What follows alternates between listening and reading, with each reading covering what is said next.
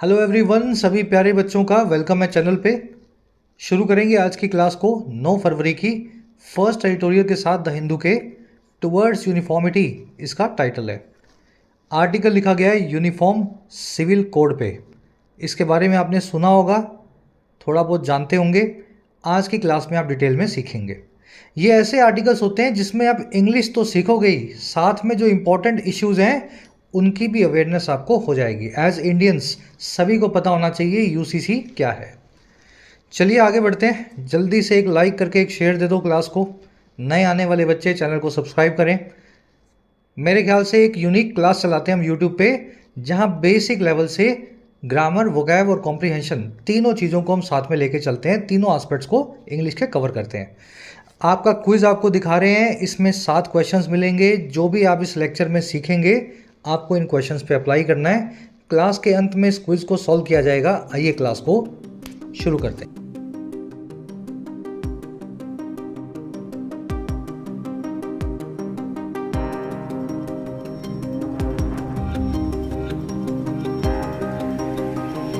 चलिए, कह रहे टुवर्ड्स यूनिफॉर्मिटी। देखिए, यूनिफॉर्मिटी का मतलब होता है एक रूपता या समरूपता।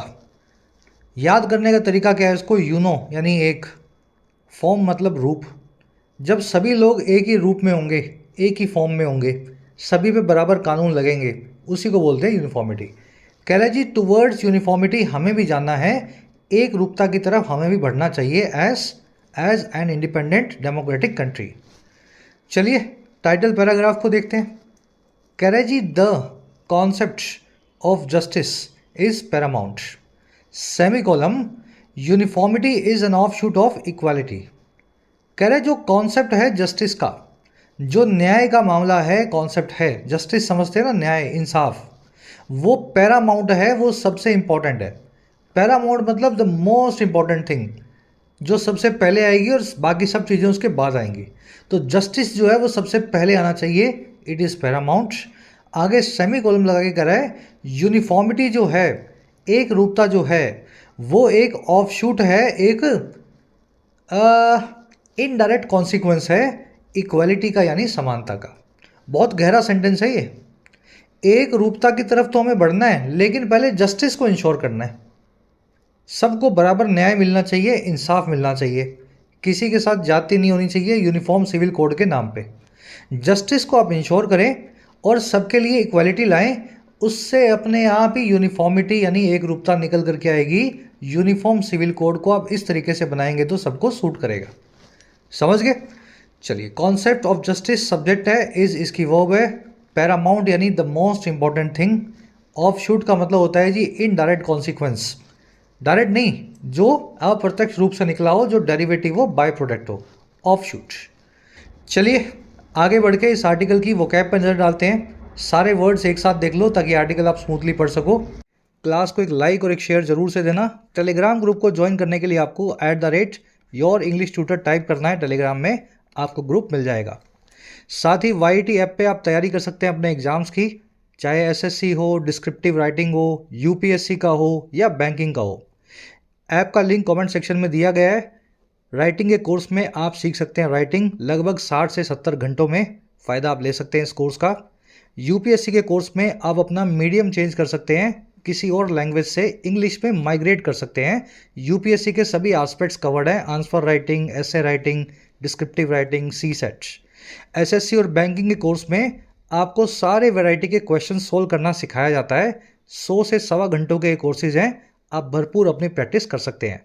कोई क्वेश्चन हो, क्वेरी हो, टीम का नंबर है व्हाट्सएप, आप इस नंबर पे टीम से जुड़ सकते हैं वाया व्हाट्सएप। चलिए वोकैब शीट है अपनी, 5 ही वर्ड्स हैं, फटाफट इनको देख लेंगे। विम्सिकल, थोड़ा जूम इन कर दूं।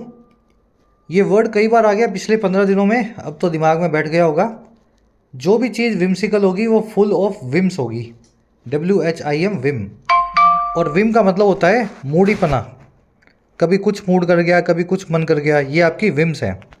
तो विम्सिकल यानी moody, full of whims. The youth are fan of whimsical fashion, जो यूथ हैं, नौजवान हैं, फैन हैं विम्सिकल फैशन के, मूडी फैशन के। आजकल कुछ भी पहन लिया, कैसे भी पहन लिया, टेढ़ा मेढ़ा, है ना, ये विम्सिकल फैशन जो है आजकल चल रहा है, इसके समझ गए ना क्या कहना चाह रहा हूँ। अब देखो, मूडी को, विम्सिकल को इन सभी वर्ड से बताया जाता है एक्सेंट्रिक, वियर्ड, आर्बिट्रेरी, बिजार। आज आप बिजार नाम का वर्ड आर्टिकल में देखेंगे। एकदम अजीबो गरीब विचित्र चीज़ को बोलते हैं बिजार। ठीक है, चलिए अगला वर्ड अपने पास डेप्रिवेशन। ये वर्ड बना है डिप्राइव से। हिंदी में इसको बोलते हैं वंचित करना, किसी इंसान को किसी चीज़ को पाने ना देना। जैसे कुछ बच्चों को पढ़ाई से वंचित कर दिया जाता है उनके घर वालों के द्वारा। उनके पेरेंट्स उनको काम पे भेजते हैं बजाय स्कूल भेजने के। So those children are deprived of good education. तो डिप्राइव के बाद में आप ऑफ लगा के बताते हैं जिस भी चीज़ से आपको वंचित किया जा रहा है। आपको कुछ भी जो आप डिज़र्व करते हो अगर आपको ना मिले तो आप उससे वंचित हो जाएंगे, आप उससे डिप्राइव हो जाएंगे। तो ये डिप्राइव वर्ड तो मेरे ख्याल सॉर्टेड होगा सभी का, ऑफ प्रेपोजिशन के साथ ये यूज़ होता है। इसी वर्ड डिप्राइव की वर्ब फॉर्म से अगर आप नाउन फॉर्म बनाएं तो वो बनती है डेप्रिवेशन, वंचित पने की अवस्था। ठीक है, अगर आप एजुकेशन के हिसाब से डेप्रिवेशन झेल रहे हैं तो आप पढ़ाई नहीं कर पाए, फाइनेंशियल डेप्रिवेशन झेल रहे हैं तो आपको नौकरी नहीं मिल पाई या आपको कुछ व्यापार नहीं कर पाए, है ना। इकोनॉमिक डेप्रिवेशन या privation often pushes the poor towards crime. आर्थिक वंचितपना जो है, डेप्रिवेशन या प्रेवेशन जो है, वो अक्सर गरीब लोगों को क्राइम की तरफ ढकेल देता है, गुनाह की दुनिया में धकेल देता है, पुश करता है। डेप्रिवेशन को प्रेवेशन भी बोलते हैं। देखो डिप्राइवेशन लिखा है ना मैंने, DEPRI, ये डिप्राइवेशन में से डी निकाल दोगे तो इसकी शॉर्ट फॉर्म होती है प्रेवेशन। तो दोनों में से कोई भी वर्ड का आप इस्तेमाल कर सकते हैं। थोड़ा डिटेल में इसलिए बता रहा हूँ, नहीं पता लगेगा खुद से अगर डिक्शनरी देखोगे तो। ये भारी भरकम लैंग्वेज डिक्शनरी में आपको मिलती है, मीनिंग में आप कुछ समझ नहीं पाओगे। मैं इसलिए कनेक्ट करके बताता हूँ, आप इस वर्ड को आज ही से अपनी लाइफ में यूज़ कर सकें। चलिए अगला वर्ड है वॉलंटरी। वॉलंटरी का मतलब होता है जो अपनी इच्छा से आप करते हैं, बिना किसी की ज़बरदस्ती के, जो नॉन मैंडेटरी है, नॉन कंपल्सरी है। हिंदी में इसको बोला जाता है स्वैच्छिक। वॉलंटरी जो करता है कोई काम, ऐसे आदमी के लिए अंग्रेजी में वन वर्ड है वॉलंटियर। ठीक है, अपनी इच्छा से आप सड़क पे झाड़ू लगा रहे हो, 15 लोग मिल करके कोई कैंपेन कर रहे हो, अभियान कर रहे हो, तो आप वॉलंटियर्स हैं। आपको किसी ने नहीं बोला सफाई करने के लिए, बस आप चाहते हो कि आपका मोहल्ला साफ दिखे, तो you are volunteers, you are volunteering towards cleanliness, है ना, सफाई की तरफ। Working from office will be voluntary in the organisations of the future. Office में जाके काम करना स्वैच्छिक या वॉलंटरी हो जाएगा आने वाले वक्त की, फ्यूचर की ऑर्गेनाइजेशंस या कंपनियों में। आपके पास ऑप्शन होगा, घर से काम करना चाहते हो जीवन भर तो घर से कर लो, ऑफिस आना चाहते हो तो ऑफिस आ जाओ, आपकी इच्छा आपको कैसे करना है। चलिए वर्ड आप आर्टिकल में देखेंगे वॉलंटरी, मेरे ख्याल से समझ चुके होंगे। इंटेंशनल और विलफुल भी इसको बोला जाता है। अगला जो वर्ड है अपने पास, ये बड़ा ट्रेंडी वर्ड है आजकल, इस वर्ड को आप यूज़ होता हुआ बहुत देखेंगे, डिस्कोर्स। डिस्कोर्स का मतलब होता है किसी मुद्दे पे बातचीत, चाहे तो वो बोल करके हो चाहे वो लिख करके हो। तो आजकल इलेक्शन जब आने वाले हैं तो पॉलिटिकल डिस्कोर्स आप बहुत देख रहे होंगे। कोई बात कर रहा है मंदिर की, कोई मस्जिद की, कोई विकास की, कोई प्रगति की, सब अपने अपने हिसाब से कुछ ना कुछ, समझ गए ना, गोलियां पेल रहे हैं, गोलियां खिला रहे हैं। तो ये पॉलिटिकल डिस्कोर्स है, पॉलिटिकल बातचीत है। Mainstream media platforms are still avoiding a discourse on Manipur crisis. Mainstream यानी मुख्य धारा के जो मीडिया प्लेटफॉर्म्स हैं, जो न्यूज़ चैनल्स और न्यूज़पेपर्स हैं, आज भी वो अवॉइड कर रहे हैं एक डिस्कोर्स को, एक बातचीत को मणिपुर के क्राइसिस पे, है ना। मणिपुर में क्या हो रहा है कोई हमें बताना ही नहीं चाहता, मेन स्ट्रीम मीडिया आपको नहीं बताएगी, छोटा मोटा चैनल आपको बता देगा। कॉन्वर्सेशन या एक्सचेंज ऑफ आइडियाज़ भी बोलते हैं डिस्कोर्स को। You will see the word discourse in the article today. आज ये वर्ड आप आर्टिकल में देखेंगे। चलिए अब इसको आप खुद से नोट करना, आजकल की अखबारों में ये वर्ड आपको देखने को मिलेगा। लास्ट वर्ड है इंसिडेंटल। देखिए इंसिडेंटल का मतलब होता है जो सेकेंडरी हो, प्राइमरी ना हो। जैसे आप पढ़ाई कर रहे थे, MBA कर रहे थे आप, ठीक है, और MBA की पढ़ाई आपके काम लग गई और आपको मिल गई नौकरी बैंक में, क्लैरिकल। अब मुझे बताओ ये पढ़ाई MBA के लिए जो की थी, क्लैरिकल में जो काम आई, क्या इस पढ़ाई का ऑब्जेक्ट था बैंक में क्लर्क बनाना आपको? बिल्कुल नहीं था। तो ये एक इंसिडेंटल ऑब्जेक्टिव था इस जो है पढ़ाई का। हर वो चीज़ इंसिडेंटल है जो इनडायरेक्ट तौर पे होती है प्राइमरी, मेजर या प्राइमरी या मेजर जो है रिजल्ट या कॉन्सिक्वेंस नहीं होती है किसी चीज़ का। प्राइमरी जो आपकी पढ़ाई थी वो एमबीए की थी, वो टेक्निकल थी, वो बीई थी, सॉफ्टवेयर इंजीनियरिंग की थी, लेकिन वो पढ़ाई का एक इनडायरेक्ट कॉन्सिक्वेंस ये हुआ कि आपका मैथ्स इंग्लिश का पेपर क्लियर हो गया, बैंक में आप क्लर्क लग गए, तो ये एक इंसिडेंटल जॉब अपॉर्चुनिटी आपको मिली। The management was focusing on small issues incidental to the main problem. जो मैनेजमेंट थी वो फोकस कर रही थी छोटे मोटे मुद्दों पे जो सेकेंडरी थे मेन प्रॉब्लम के सामने, मेन प्रॉब्लम पे कोई बात नहीं कर रहा था। चलिए, पांचों वर्ड्स डिटेल में हो गए हैं। कोशिश करा करो इसी तरीके से इन वर्ड्स को रूटीन लाइफ का पार्ट बनाओ। हिंदी से ही अंग्रेजी कुछ ज़्यादा फर्क थोड़ा ना भाषाओं में, हर भाषा में अपने अपने वर्ड्स होते हैं, आपस में इनको कनेक्ट करो आप। एक समरी आपको देंगे किस बारे में लिखा हुआ है आर्टिकल। देखिए समरी ये है कि यूनिफॉर्म सिविल कोड सभी चाहते हैं।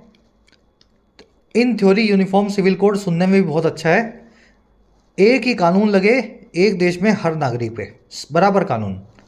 अगर आपको पुलिस ने पकड़ा है बिना हेलमेट के तो आपका 500 का चालान बनाया तो मेरा भी 500 का ही बनाएगी, 50 रुपये का बना के मुझे नहीं छोड़ सकती।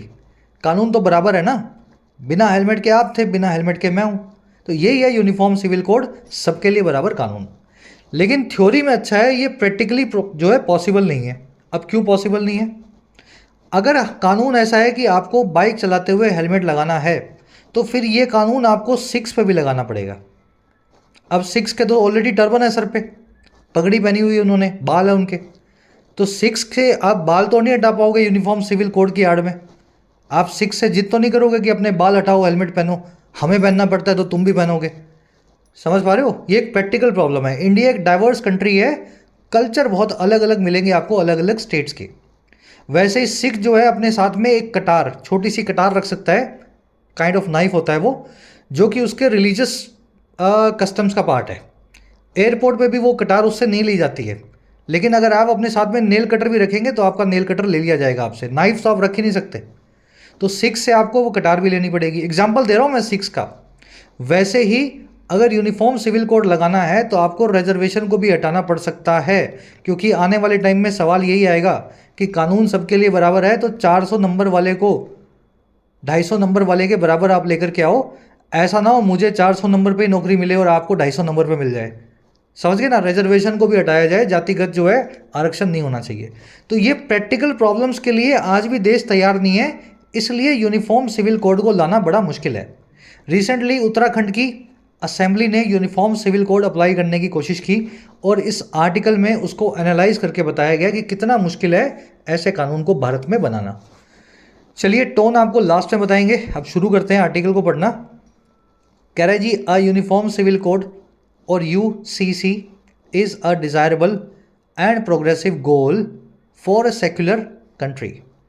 कह रहे सबके लिए समान कानून, सबके लिए equal law, uniform civil code, वो एक डिज़ायरेबल और प्रोग्रेसिव गोल है। एक ऐसा गोल है जिसकी हम डिज़ायर भी करते हैं, चाहते भी हैं, और जो प्रोग्रेस भी करवाएगा, जो तरक्की की तरफ हमें लेकर के जाएगा। और ये गोल किसके लिए? किसी भी सेक्युलर कंट्री के लिए, भारत जैसे किसी भी धर्मनिरपेक्ष रिलीजियसली न्यूट्रल कंट्री के लिए। यूनिफॉर्म सिविल कोड आपका सब्जेक्ट है, इज इसकी वर्ब है, डिज़ायरेबल मैंने आपको बता दिया, जो आप डिज़ायर करते हैं, जो आप चाहते हैं। आगे कह रहे हैं, how ever mayor uniformity without making reasonable allowances for diverse cultural and social practices among different social groups may not be ideal. कह रहे ये बात भी है, लेकिन खाली खाली जो यूनिफॉर्मिटी है या एक रूपता है, मेयर यानी खाली खाली, ओनली, जस्ट, तो ओनली जो यूनिफॉर्मिटी है और किसके बिना? बिना बनाए, बिना मेक किए रीजनेबल अलाउंसेस को। अलाउंसेस मतलब इजाज़त, छूट, रीजनेबल मतलब जो लॉजिकल हो। तो बिना लॉजिकल किसी छूट के जो यूनिफॉर्मिटी है, और ये छूट किस चीज़ के लिए भाई? भारत के डाइवर्स कल्चर के लिए, भारत की बहुत डाइवर्स सोशल और कल्चरल प्रैक्टिसेस के लिए। और कह रहा है किस किस के बीच? अलग अलग सोशल ग्रुप्स के बीच। कह रहा है ये यूनिफॉर्मिटी हो सकता है आइडियल ना हो सकता है ऑप्टिमल ना हो, एकदम सही ना हो। जो मैंने आपको 6 वाली बात बताई थी, आपने अगर हेलमेट का कानून बनाना है सिविल कोड में तो उसमें लिखना पड़ेगा कि 6 को हेलमेट नहीं लगाना, because they are wearing a turban, है ना? तो ये उनका कल्चरल प्रैक्टिसेस है, जिसका आपको अलाउंस देना पड़ेगा, और इसी तरीके से आपको हर कल्चर के लिए भी कुछ ना कुछ अलाउंस रखने पड़ेंगे, एक्सेप्शन हो सकता है रखने पड़े। यूनिफॉर्मिटी इसकी वर्ब है मे। मेयर का मतलब होता है ओनली या जस्ट। अलाउंस का मतलब होता है छूट। डाइवर्स मतलब नाना प्रकार के विविध, है ना। कह रहा द यूनिफॉर्म सिविल कोड और UCC adopted by the Uttarakhand assembly aims to consolidate the laws relating to marriage, divorce and succession among all communities. कह रहा है जब यूसीसी बनाया गया है, अडॉप्ट किया गया है उत्तराखंड की असेंबली यानी कि उनकी विधायिका के द्वारा, विधानसभा के द्वारा। अडॉप्टेड यहाँ पे एक एडजेक्टिव है यूसीसी के लिए। कह रहे जो यूसीसी अडॉप्ट किया गया है उत्तराखंड की विधानसभा के द्वारा उत्तराखंड में लगाने के लिए, ये यूसीसी, ये यूनिफॉर्म सिविल कोड एम करता है इस चीज़ पे, इस चीज़ का ऑब्जेक्टिव रखता है अपना, और एम है कि ये कंसोलिडेट करेगा, इकट्ठा करेगा, गैदर करेगा, यूनिफाई करेगा सभी कानूनों को जो जुड़े हुए हैं शादी से, तलाक से और सक्सेशन से। सक्सेशन यानी वारिसपना, आपकी प्रॉपर्टी आपके फादर से आपको मिली, आपसे आपके बच्चों को जाएगी, ये सक्सेशन है। तो मैरिज, डिवोर्स और सक्सेशन के सारे लॉज को कंसोलिडेट करेगा, इकट्ठा करेगा सभी कम्युनिटीज़ में, समाज के सभी समुदायों में। तो उत्तराखंड ने अपना एक यूसीसी बना लिया है। अब आप चाहे किसी भी जाति या किसी भी रिलीजन के इंसान हैं, अगर आप उत्तराखंड के हैं तो आपको सबको बराबर कानून लगेंगे। समझ गए। यूसीसी की वर्ब है एम्स। अडॉप्टेड मैंने आपको बताया था, वर्ब की थर्ड फॉर्म एडजेक्टिव है। यूसीसी के बारे में एडिशनल इन्फॉर्मेशन दे रहा है। कंसोलिडेट करना, किसी चीज़ को इकट्ठा करके सॉलिड बनाना। सॉलिड समझते हैं ना, सॉलिड मजबूत बनाना, इकट्ठा करना। कह रहे जी the state has become the first since pre independence Goa to adopt a uniform code. कह रहे ये उत्तराखंड स्टेट अब पहली स्टेट बन गई है, फर्स्ट हो गई है। और कब से? प्री इंडिपेंडेंस गोवा से। तो इंडिपेंडेंस से पहले गोवा ने भी कुछ ऐसा करके दिखाया होगा, अब उसके बाद जो है ये पहली स्टेट बन गई है कि वो अडॉप्ट करे एक यूनिफॉर्म कोड को, सभी के लिए बराबर कानून को। और क्यों? सिविल मैटर्स में। भाई जो दूसरे मैटर्स हैं आपके क्रिमिनल मैटर्स, उसमें तो सज़ा बराबर ही है। मर्डर की सज़ा मुझे भी अब उतनी है जितनी आपको भी है, जाति और धर्म की कोई बात नहीं होगी। जो सिविल मामले हैं जिसमें कुछ फौजदारी का मामला नहीं है, वायलेंस का मामला नहीं है, आपने किसी को गाली दे दी या किसी पे, है ना, किसी का चेक ले लिया या कोई शादी ब्याह, ये सब मामलों में एक यूनिफॉर्म सिविल कोड लगाने वाली उत्तराखंड की स्टेट पहली स्टेट बन चुकी है भारत में, गोवा के बाद में। कह रहे जी what is particularly violative of the constitution is the bizarre portion in this UCC. कह रहे लेकिन वो चीज़ व्हाट इज जो है खास करके वायलेटिव या उल्लंघन करने वाली कॉन्स्टिट्यूशन को, भारत के संविधान को। कह रहा वो चीज़ है ये अजीबोगरीब, ये विचित्र सा एक पोर्शन इस यूसीसी में। और कौन सा portion? Aiming to formalise live in relationships through registration, जो एम टू करता है कि वो फॉर्मुलाइज करेगा, लेजिटिमेट बनाएगा, लीगलाइज करेगा लिव इन रिलेशनशिप्स को एक रजिस्ट्रेशन के जरिए। तो ये बड़ी अजीब सी चीज़ है। लड़का लड़की अगर साथ में रहना चाहते हैं तो एक फॉर्म भर के उनको रजिस्ट्रेशन करवाना पड़ेगा अपना लिव इन में, फिर उनका एक रिलेशनशिप का वो बन जाएगा, है ना, एक सर्टिफिकेट बन जाएगा, फिर वो लिव इन में रहेंगे। तो ये बड़ा बिजार पोर्शन है इस कोड के अंदर। वट की वर्ब है इस, वट इज़ वॉलेटिव की वर्ब है इस पूरे क्लोज की वर्ब। देखो वट से, वेयर से, वाई से, हाउ से, व्हेन से, जब भी कोई क्लोज शुरू हो, जब इनकी खुद की वर्ब हो, है ना, तो फिर ये जो पूरा क्लोज होता है उसकी अपनी अलग से एक वर्ब होती है। क्लोज वाली क्लास में आपको करवाया गया है बेसिक ग्रामर में, यहाँ बहुत डिटेल में करवाएंगे तो क्लास लंबी हो जाएगी, है ना। बिजार आपने देख लिया, एब्सर्ड हो, एक्सेंट्रिक हो, है ना, बहुत अजीब सा हो, अजीब व गरीब सा, विम्सिकल हो। फॉर्मलाइज करना, किसी चीज़ को फॉर्मल बनाना, औपचारिक बनाना। कह रहा this unwanted incursion into citizens private life is worsened by the prescription of a 3 month prison term for non registration. कह रहा है ये जो अनवांटेड इनकर्जन है, इनकर्जन का मतलब होता है अतिक्रमण, अंदर घुस जाना, इंट्रूजन करना, है ना। कह रहा है जी ये जो ना चाहा इनकर्जन है, अतिक्रमण है या अंदर घुसने का काम है आम आदमी की पर्सनल लाइफ में, ये और ख़राब बनाया जाता है इस वर्सेंट, और किसके द्वारा?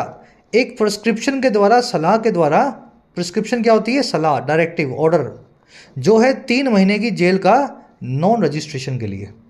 तो अगर आप अपनी बॉयफ्रेंड या गर्लफ्रेंड के साथ रहना चाहते हैं घर लेकर के, तो अभी तो आप रह सकते हैं, आज़ाद देश है, जो मर्जी कर सकते हैं। लेकिन अगर आपने रजिस्ट्रेशन नहीं कराया और उत्तराखंड में रहने लगे, तो आप दोनों को, गर्लफ्रेंड बॉयफ्रेंड को, 3 महीने के लिए जेल जाना पड़ सकता है। तो ये अजीब सा कानून बनाया है, आपकी पर्सनल लाइफ में सरकार ताका झाकी कर रही है। इनकर्जन की वर्ब है इज वर्सेंट। प्रिस्क्रिप्शन का मतलब होता है सलाह, डायरेक्टिव या ऑर्डर। तो ये सलाह मिली है इस कोर्ट के अंदर कि ऐसा हो सकता है, होना चाहिए। अब इसका नुकसान क्या होगा? देखो, इसका इनडायरेक्ट नुकसान बता रहा है। It will expose citizens to intrusive inquiries. ये जो अजीबो गरीब सा कानून है, ये एक्सपोज करेगा सिटीजन्स को, आम आदमी को, इंट्रूसिव इंक्वायरीज की तरफ, ऐसी इंक्वायरी की तरफ जो इंट्रूड करती हो, आपके अंदर घुसती हो, एनक्रोच करके अतिक्रमण करती हो। सोचो, आपका पड़ोसी घंटी बजा के आपसे पूछे कि जिस लड़की के साथ आप 3 महीने से रह रहे हो, आपने उसके साथ सर्टिफिकेट बनवाया या नहीं बनवाया। समझ पा रहे हो? तो ऐसी इंट्रूसिव इंक्वायरीज आपसे होने लगेंगी। और क्या होगा? Social hostility and pointless deprivation of liberty. Social hostility भी होगी, सर्टिफिकेट बनवाओगे, सारे गांव समाज को पता लगेगा आप क्या करते हो, लोग आपसे हॉस्टाइल होंगे, खार खाएंगे। और बिना बात की पॉइंटलेस आपकी लिबर्टी का डेप्रिवेशन भी होगा। डेप्रिवेशन का मतलब होता है वंचित होना, लिबर्टी का मतलब है आज़ादी। तो आज़ाद नागरिक हो आप देश के, ये सर्टिफिकेट कहाँ से आ गया किसी के साथ रहने के लिए? समझ पा रहे हो? इट की वर्ब है विल एक्सपोज। इंट्रूसिव का मतलब होता है इंक्रोचिंग, डेप्रिवेशन का मतलब होता है वंचित बना। कह रहा है while it contains positive features such as conferring legitimacy on children born of live-in relationships and mandating maintenance in the event of desertion। लंबा सेंटेंस इतना ही पढ़ेंगे कोमा से पहले तक। कह रहे जहाँ ये लॉ कंटेन करता है कुछ अच्छे फीचर्स, पॉजिटिव फीचर्स, जैसे कि कन्फर करना या देना, वैधता को, लेजिटिमेसी को, और किन को? ऑन लगा के बता रहा है, बच्चों को, चिल्ड्रन को। और क्या देना है वैधता? कह रहा है वो बच्चे जो लिव इन की रिलेशनशिप से बॉर्न होते हैं, जो इस तरह के रिश्ते में पनपते हैं।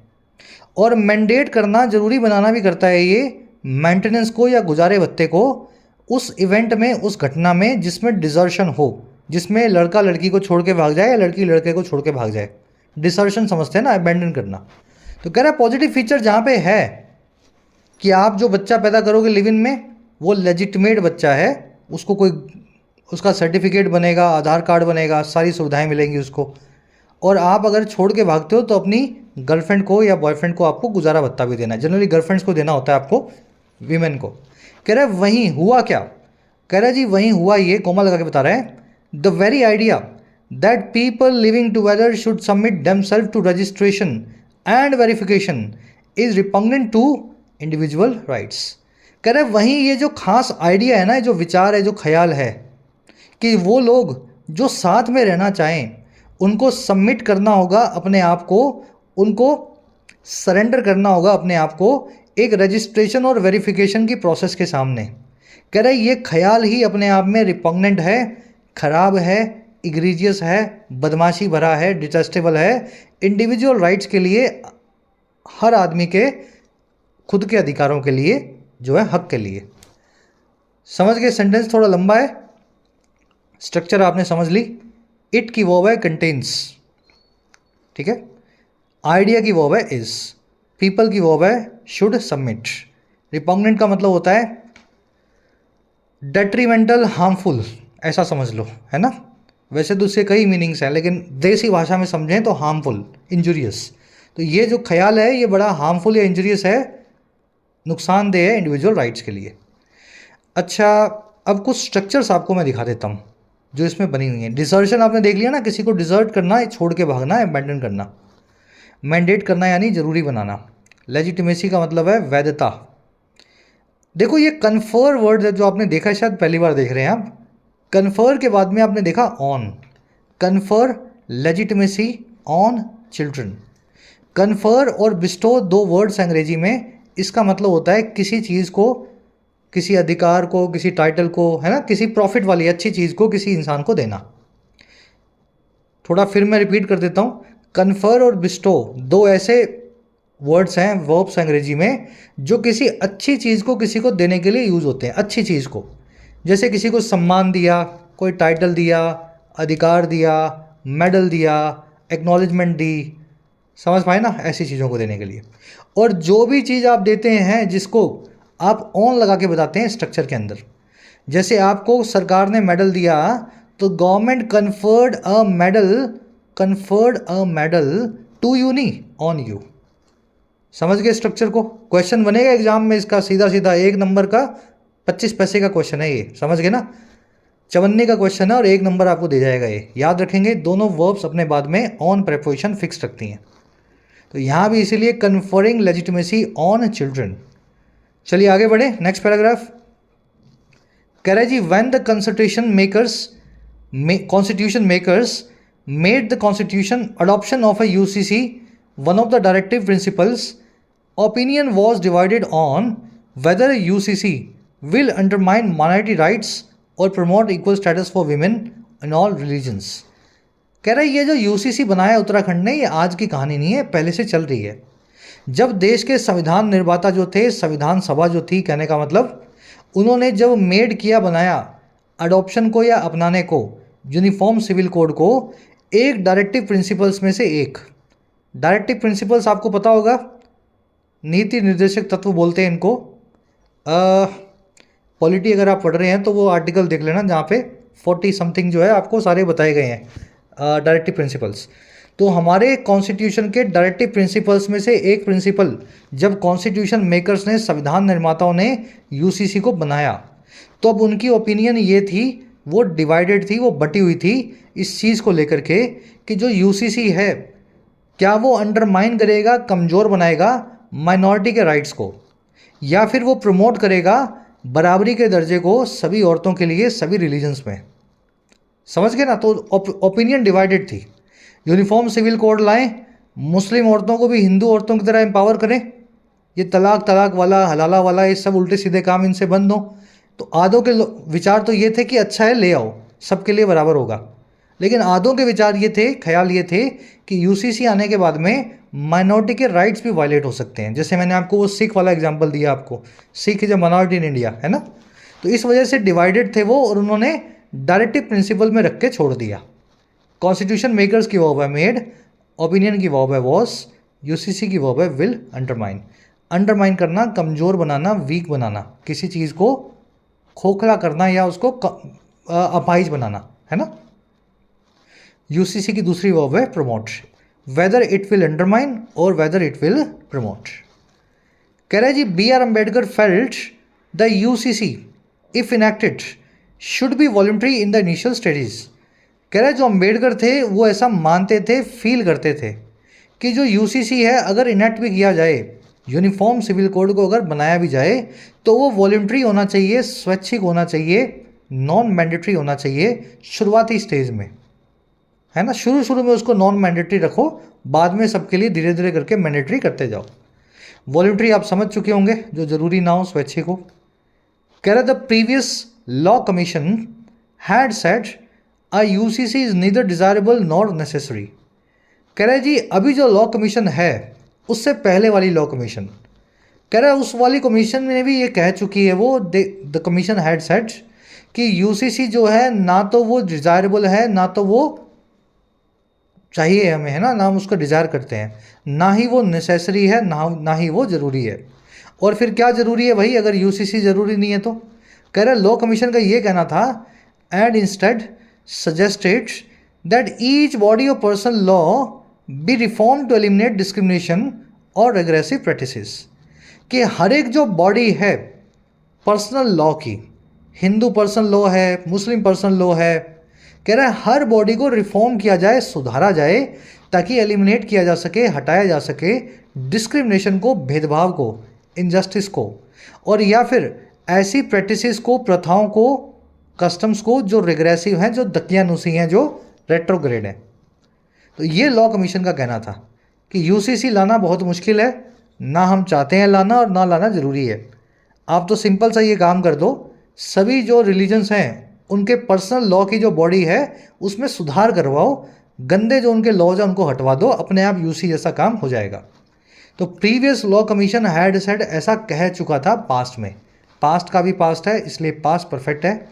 यूसीसी की वर्ब है इज, लॉ कमीशन की दूसरी वर्ब है सजेस्टेड, बॉडी की वर्ब है B reformed. Present subjective mood लगाया गया है suggest, suggestion, command, order, wish के बाद में जब आप जो है वर्ब की बेस फॉर्म का इस्तेमाल करते हैं। प्रेजेंट सब्जेक्टिव मूड शायद बहुत बार हो चुका, आज नहीं करवा रहा हूँ, फिर किसी क्लास में करवा देंगे, रिपीट करवा देंगे। जिन बच्चों ने नोट्स बनाए अपनी डायरी खोलें, ठीक है। वर्ब की बेस फॉर्म लगाई जाती है जब भी ऑर्डर, कमांड, विश आ जाए, उसके बाद वाले क्लोज में है ना, यहाँ पे बेस फॉर्म बी प्लस में वर्ब की थर्ड फॉर्म लगा के इसको पैसिव बनाया गया है। कह रहा है जी अब सब चीज़ें रोज़ नहीं करवा सकता हूँ मैं, मेरी भी लिमिटेशंस हैं, पौने घंटे में क्लास को मुझे सिमटना होता है, इसलिए बच्चे रेगुलर रहेंगे क्लास में तो बेनिफिट मिलेगा। सब चीज़ें एक दिन में कैसे सीखोगे। कह रहा है however the present law commission has revived the idea and started gathering views from the public. कह रहा है लेकिन जो अब वाली लॉ कमीशन है उसने रिवाइव कर दिया है इस आइडिया को, उसने फिर से जान डाल दी है यूनिफॉर्म सिविल कोड के ख्याल में और शुरू कर दिया उसने व्यूज़ को गैदर करना, हमारी नज़रिए को जानना पब्लिक से, लोगों से। तो आपको पता होगा इस पर काफ़ी जो है वोटिंग भी हुई थी बीच में, शायद अभी भी जारी है। तो प्रेजेंट लॉ कमीशन जो है यूनिफॉर्म सिविल कोड के लगभग लगाने के हक में जैसा लगता है हमें। कह रहा much of the Uttarakhand code seems to have been borrowed from existing laws on marriage and succession. कह रहा है जो उत्तराखंड का जो कोड है यूनिफॉर्म सिविल कोड, उसका ज़्यादातर हिस्सा मच, कह रहे वो दिखाई देता है, सीम्स होता है कि वो बोरो किया गया है, उधार लिया गया है। और कहाँ से? जो एग्जिस्टिंग लॉज हैं मैरिज और सक्सेशन के, उन्हीं से ही। यानी पहले जो था वैसा का वैसे रखा गया, ज़्यादातर चीज़ें चेंज नहीं हुई हैं, एग्जिस्टिंग लॉज को ही वैसा का वैसा बना के रखा गया है।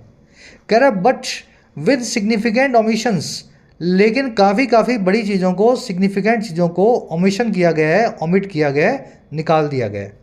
तो ऐसा समझो पहले 150 कानून थे, 150 में से 50 निकाल दिए, 100 जो बचे उसमें 4 और जोड़ दिए और ये बोल दिया uniform civil code. Rough idea दे रहा हूँ मैं आपको उत्तराखंड में क्या हुआ है। मैंने 1-2 आर्टिकल और पढ़े तो उसके हिसाब से अपनी समझ गए ना, जो मेरी अंडरस्टैंडिंग आई है वो मैं आपको बता रहा हूँ। मच की वर्ब है सीम्स, ओमिशन या समझ गए ना, किसी चीज़ को ओमिट कर देना, छोड़ देना, कैलकुलेशन में मत लेना। 150 में से 50 लॉज तो आपने बाहर निकाल दिए, वो आपने ओमिट कर दिए, ओमिशन हो गया। अब ये बताएगा कौन सा ओमिट हुआ और कौन सा लिया। कह रहा है जी for instance the code is the only avenue for dissolving a marriage. Example के लिए ये जो कोड है यही अकेला रास्ता है, एवेन्यू है, पाथ है, तरीका है डिसॉल्व करने का एक मैरिज को, किसी भी शादी को ख़त्म करने का। And there is no waiting period to remarry after divorce, और कोई वेटिंग पीरियड नहीं है फिर से शादी करने का डिवोर्स के बाद में। तो पहले ये दोनों चीज़ें होंगी, शादी को तोड़ने के कई तरीके होंगे, और शादी को तोड़ने के बाद, डिवोर्स लेने के बाद में पुनर्विवाह यानी री मैरिज करने के बीच में भी कुछ पीरियड रखा होगा, 4 महीने का, 6 महीने का। कह रहे ये दोनों चीज़ें अब निकाल दी गई हैं। Nor is there any need for a woman to marry another person before she can remarry her former husband. ना ही अब कोई ज़रूरत बची है किसी भी वुमन के लिए, महिला के लिए, कि वो किसी दूसरे मर्द से शादी करे, और कब? इससे पहले कि वो अपने पुराने हस्बैंड से शादी कर सके, री मैरी कर सके हर फॉर्मर हस्बैंड। तो इस तरह के कुछ जंगली कानून आपने सुने होंगे, है ना, जिसमें औरतों को ऑब्जेक्ट की तरह ट्रीट किया जाता है। पहले तू मेरी बीवी थी, अब मैं तुझे फिर से मेरी बीवी बनाऊंगा, तो उससे पहले तुझे पहले किसी और की बीवी बनना है, फिर मेरी बीवी बनेगी।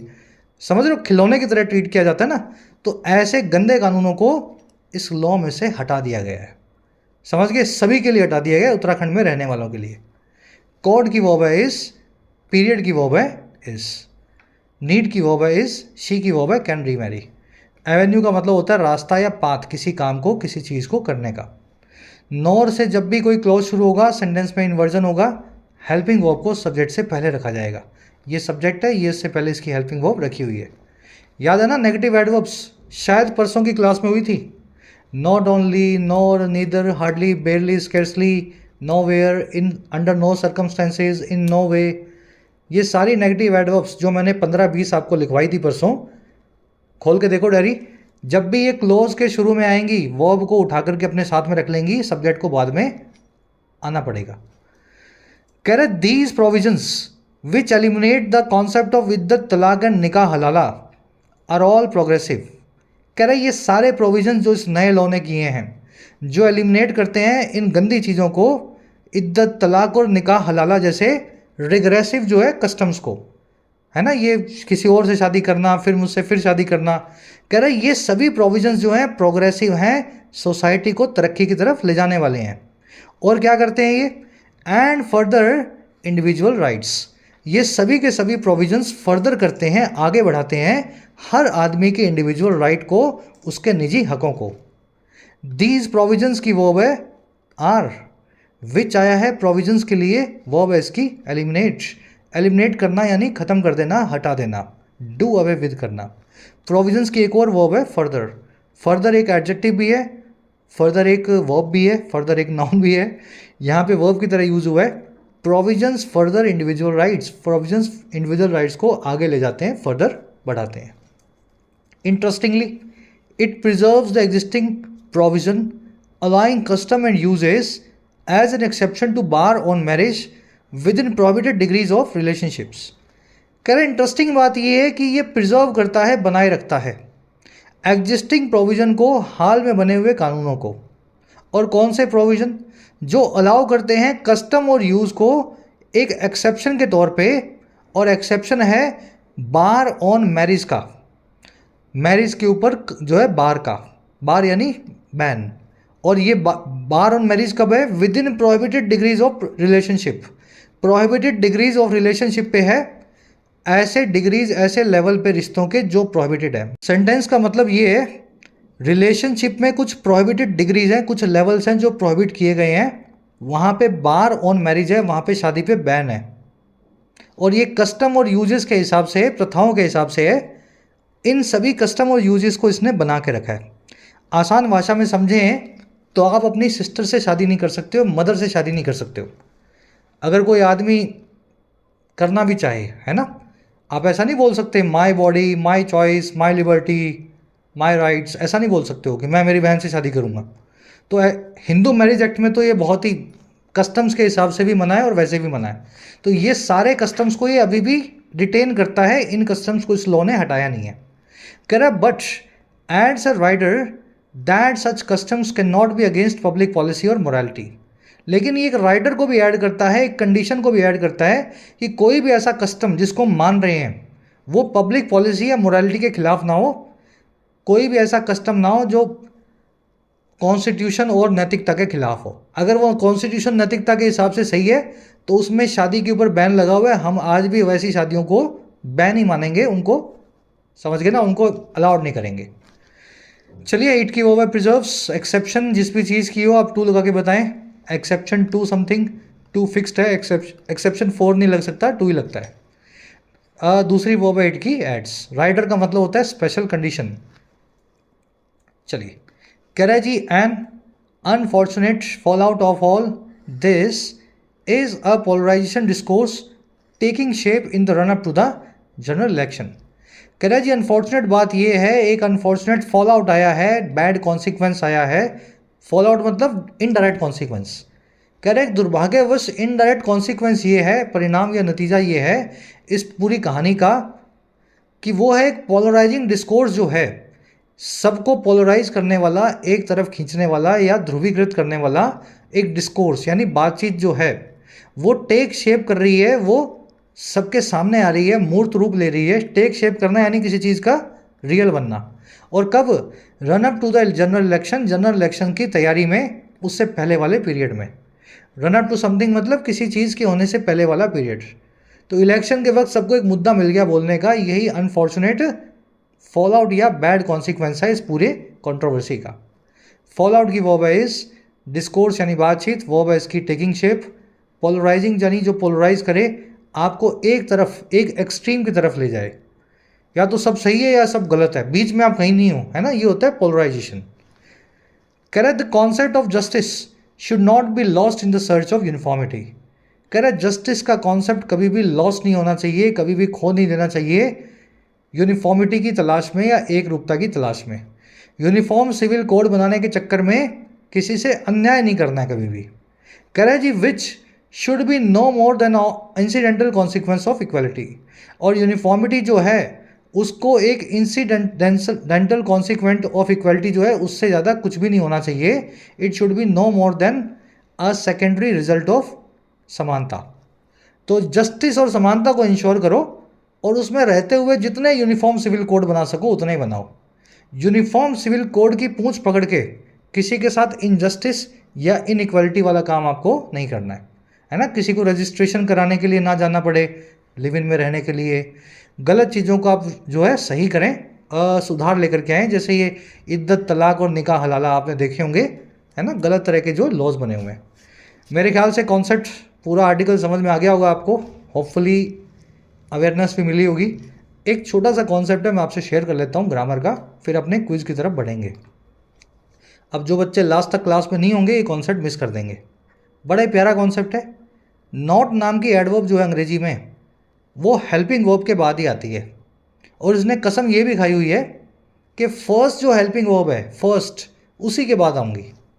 अगर 4 हेल्पिंग वर्ब है तो मुझे पहली के बाद रख दो, बाकी 3 से कुछ नहीं लेना मुझे।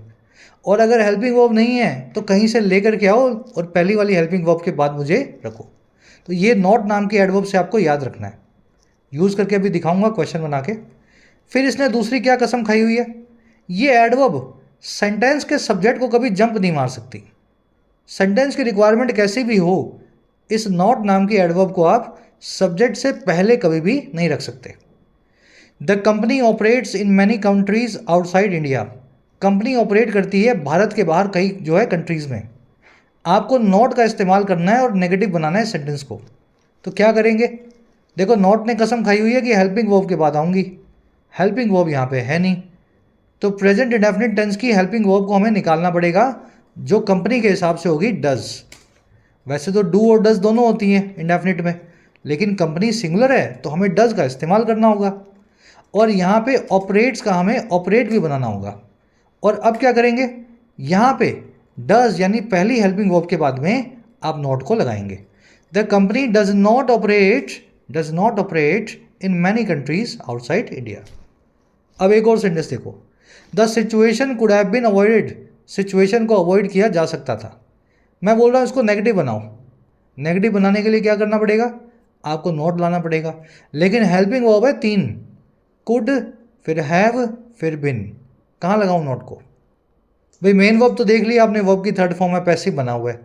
हेल्पिंग वर्ब 3 है, फर्स्ट हेल्पिंग वर्ब के बाद लगाना है। तो आप कुड नॉट हैव बिन लिखेंगे, यहाँ पे could have not, could have been not ऐसा नहीं लिख सकते। तो ये सिंपल सा कॉन्सेप्ट आप मेरे ख्याल से समझ गए होंगे। ये था पहला वाला। अब सेकंड वाला देख लो, the convict did not reveal the names of his handlers before the जज। जो दोषी था उसने रिवील नहीं किया उन नामों को जो लोग उसे हैंडल करते थे, जो लोग जिनकी शय पे वो गलत काम करता था, है ना, उसके हैंडलर्स थे, जज साहब के सामने। मैं इस सेंटेंस को इंट्रोगेटिव बनाना चाह रहा हूँ, सवाल वाला इंट्रोगेटिव सेंटेंस समझते हैं ना। इंट्रोगेटिव सेंटेंस बनाने के लिए मुझे डिड को है ना, डिड को शुरू में लाना पड़ेगा ना, पड़ेगा कि नहीं। इंट्रोगेटिव सेंटेंस जो है हेल्पिंग वर्ब से शुरू होगा। अब जैसे ही मैं डिड को शुरू में लाया, इस नॉट के लिए मेरे पास झंझट आ जाएगा। क्यों आएगा, क्योंकि मैंने आपको अभी बताया नॉट जो है वो हेल्पिंग वर्ब के बाद आता है। और दूसरा कॉन्सेप्ट ये कहता है कि नॉट जो है सब्जेक्ट को जंप नहीं मार सकता। सब्जेक्ट है यहाँ पे कॉन्विक्ट, तो नॉट फंस गया बेचारा। तो क्या करना है, देखो जी ये सेंटेंस है ना, ऐसे ही छोड़ना पड़ेगा आपको। नॉट को सब्जेक्ट के बाद में लिखना पड़ेगा, क्योंकि नॉट की इतनी हिम्मत नहीं है कि वो सब्जेक्ट को क्रॉस कर सके। Did the convict not reveal the names of his handlers before the जज। तो एक तरीका तो ये है। दूसरा तरीका क्या है इसका, लॉजिकली बता रहा हूँ मैं आपको। दूसरा तरीका ये है कि डिड इसको बोलता है कि तू यहाँ नहीं आ सकता ना, एक काम कर मेरा हाथ पकड़ के आ जा। तो नॉट इसका हाथ पकड़ के आ सकता है, यानी बिना स्पेस के डिड के साथ में आएगा। और आप इसको लिखेंगे डिडंट, डिड नॉट या डिडंट, समझ गए। तो ये जो कॉन्ट्रैक्टेड फॉर्म होती है, hasn't, haven't, aren't, weren't, wasn't, didn't, don't, ये कॉन्ट्रैक्टेड फॉर्म में नॉट जो है हेल्पिंग वर्ब का हाथ पकड़ के सब्जेक्ट को क्रॉस कर लेता है। तो ये सेंटेंस दोनों ही तरीके से लिखा जा सकता था, ये भी सही है और ये भी सही है। कॉन्सेप्ट प्यारा लगा हो तो ज़रूर से बताना। समझ में आ गया है सर कमेंट्स में लिखना। नहीं समझ में आया होगा तो फिर किसी क्लास में बताऊंगा। मेरे ख्याल से इतना लॉजिक काफ़ी है। एक क्वेश्चन आपको दे रहे हैं होमवर्क के तौर पे, सभी बच्चे इसको इंट्रोगेटिव नेगेटिव बनाएंगे, नोट का इस्तेमाल भी करना है और सेंटेंस को क्वेश्चन वाला भी बनाना है। डाल देना कमेंट्स में, ठीक है। चलिए क्विज़ की तरफ बढ़े। लास्ट देख लेना अपना क्वेश्चन ज़रूर से, सबका आंसर मुझे कमेंट्स में चाहिए। ऑलराइट, फर्स्ट क्वेश्चन आपसे पूछ रहा है जी, टोन क्या होगी आज की? भाई साहब इस आर्टिकल में एनालिसिस करके आपको सजेस्ट किया गया है यूनिफॉर्म सिविल कोड कैसे लाना है। एक तो है एनालाइजिंग टोन, एनालिसिस करने वाली, और दूसरी है सजेस्टिंग टोन, सजेशन देने वाली, ठीक है। राइट, क्या हो गया इसके एनालाइजिंग के? एनालाइजिंग सही तो है। चलो, एक्चुअल में क्या ये जेड मांगता है। फर्स्ट क्वेश्चन देखते हैं, इनमें से कौन सा ऐसा फीचर है जिसको रिग्रेसिव या दक्यानुसी कहा गया है आर्टिकल में उत्तराखंड के यूनिफॉर्म सिविल कोड का? 4 फीचर्स आपके सामने लिखे गए हैं, मुझे ये बता दो चारों में से किस फीचर को, किस गुण को गलत बताया गया है। खुद से पढ़ेंगे, खुद से सॉल्व करेंगे, इतना इजी क्वेश्चन आपको नहीं मिलेगा। हिंदी करते ही आंसर निकल जाएगा। फर्स्ट कमेंट में आंसर मैंने नीचे डाला है वीडियो के नीचे, वहाँ से चेक करेंगे। सेकंड में बिजार का सिनोनिम पूछा है। थर्ड में फिक्स प्रेपोजिशन बिस्टो के साथ में क्या लगेगा, ऑन, टू या विद, ये पूछा है। और चौथे में आपसे वन वर्ड पूछा है, जो सेकेंडरी इंपॉर्टेंस की चीज़ होती है उसको क्या बोलते हैं? इंसिपिएंट बोलते हैं, इंसर्टिशन बोलते हैं, या इंसिडेंटल बोलते हैं? थोड़ा घुमा फुरा के पूछिए वो कैब, लेकिन बहुत आसान है। लास्ट में मिलेंगी 3 एरर्स। पहली एरर आपको मिलेगी इस वर्ड की वजह से, इसके आसपास, दूसरी मिल सकती है इस वर्ड की वजह से, और तीसरी मिल सकती है या मिलेगी इस वर्ड के आसपास। सभी answers in the first comment जाके चेक करो। आउट ऑफ 7 कितने मार्क्स मिले ज़रूर से बताना। साथ में पीडीआई लिख दिया करो मार्क्स के साथ में। जो 45% बच्चे हैं, 4, 4.5, 5,000 बच्चे जो रोज़ क्लास को पूरा देखते हैं, उनके कमेंट्स मुझे मिलते हैं तो बड़ा मज़ा आता है, पढ़ करके सेटिस्फेक्शन मिलता है। चलिए।